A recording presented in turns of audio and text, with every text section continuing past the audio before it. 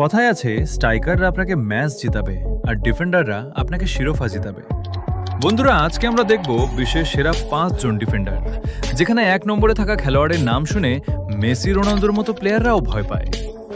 ভিডিওটা শুরু করার আগে তুমি যদি আমার চ্যানেলে নতুন হয়ে থাকো, ভিডিওতে একটা লাইক দিয়ে চ্যানেলটা সাবস্ক্রাইব করতে ভুলবে না। বন্ধুরা, বেশি কথা না বাড়িয়ে ভিডিওটা শুরু করা যাক। Number 5, Ruben Dias. ম্যানচেস্টার সিটির এই পর্তুগিজ ডিফেন্ডার তার অসাধারণ নেতৃত্ব, ট্যাকল এবং ডিফেন্স সংগঠিত করার ক্ষমতার জন্য পরিচিত। বড় ম্যাচে তার পারফরমেন্স সবসময় নজর কাড়ে। Number 4, Virgil Van Dijk. অনেক বছর ধরেই বিশ্বের সেরা ডিফেন্ডারদের একজন। তার শক্তি, উচ্চতা এবং ম্যাচ পড়ার ক্ষমতা আজও তাকে বিশ্বের এলিট ডিফেন্ডারদের মধ্যে রেখেছে। Number 3, Antonio Rudiger. রিয়াল মাদ্রিদের এই তারকা ডিফেন্ডার তার আক্রমণাত্মক ডিফেন্ডিং স্টাইলের জন্য বিখ্যাত।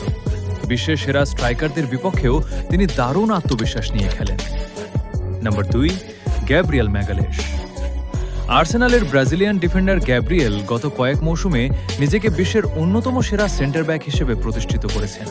তার শক্তি, হেডিং এবং ধারাবাহিক পারফরমেন্স তাকে এই অবস্থানে নিয়ে এসেছে।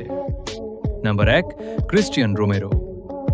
আর্জেন্টিনার বিশ্বকাপ জয়ী এই ডিফেন্ডার বর্তমানে বিশ্বের সবচেয়ে ভয়ঙ্কর ডিফেন্ডারদের একজন।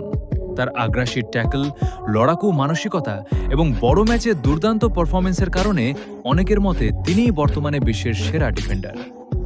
বন্ধুরা, তোমার মতে বিশ্বের সেরা ডিফেন্ডার কে? কমেন্টে তোমার মতামত জানাও।